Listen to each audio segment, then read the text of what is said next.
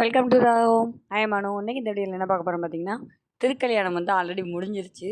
So அப்போ வந்து திருக்கல்யாணத்தை வந்து நான் மானாமதுரையில் இருந்தேன். மதுரை, மானாமதுரை, பரமக்குடி 3 இடத்துலையும் வந்து பார்த்திங்கன்னா இந்த ஆற்றுல அழகர் இறங்குறது அப்படின்ற விசேஷம் நடக்கும். ஸோ வந்து 28 வந்து ஏப்ரல் 28 வந்து திருக்கல்யாணம்.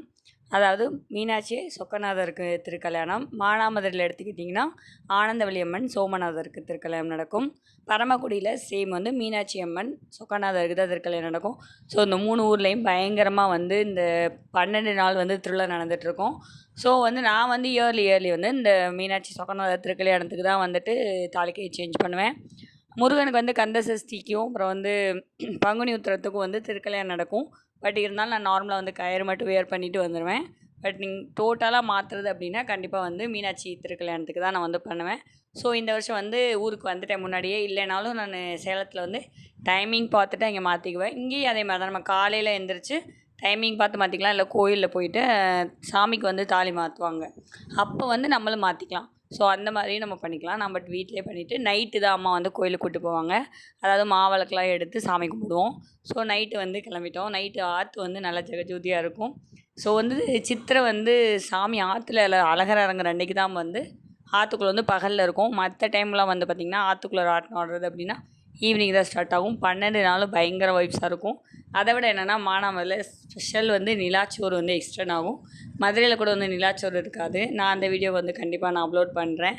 இதுவே வந்து கொஞ்சம் லேட்டு தான், என்னால் வாய்ஸ் கொடுக்க முடியல. இப்போயே பார்த்திங்கன்னா தெரியும் வாய்ஸ் வந்து ரொம்ப இதாக இருக்கும். ஏன்னா ஐஸ் சாப்பிட்டுட்டேன்னா ஸோ அது எனக்கு வந்து வாய்ஸ் வந்து ப்ராப்ளம் ஆகிடுச்சு. அப்படியே போயிட்டு நாங்கள் ஆற்றுக்குள்ளே உட்காந்துட்டு எல்லாரையும் கூட்டிகிட்டு போக முடியாது. ஏன்னா உள்ளே கோயிலுக்குள்ளே அவ்வளோ ரஷ்ஷாக இருக்கும்.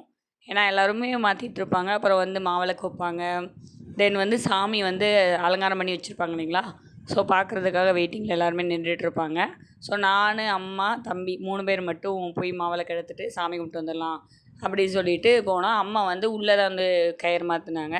ஸோ வாசல்லே வந்து இந்த மாதிரி அழகாக வச்சுருப்பாங்க. பூவு, கயிறு எல்லாமே வச்சுருப்பாங்க. அது அந்த கோயில் வாசலில் வாங்கி கயிறு கட்டுறதுன்றது ஒரு இது மாதிரி. பாருங்கள் எவ்வளோ இலை கிடக்குன்னு. இது காலையிலேருந்து மாவிளக்கு எடுப்பாங்க. ஸோ எல்லோரும் இலையை நகட்டி போட்டு அடுத்தடுத்து செஞ்சுட்டே இருப்பாங்க.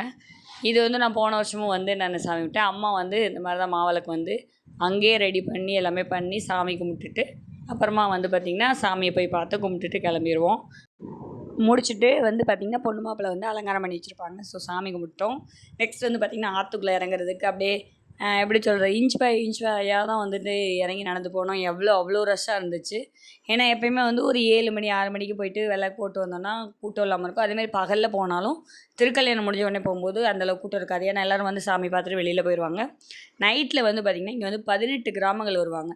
ஸோ வந்து மானாமதுரை, அதனால் எல்லோரும் விடிய வந்து போட்டுட்ருப்பாங்க. இன்றைக்கி வந்து சாமி வந்து ரொம்ப லேட்டு 12 மணிக்கு மேலே தான் வந்து கொண்டு போய் பூப்பல்லாக்கில் சுற்றி வருவாங்க.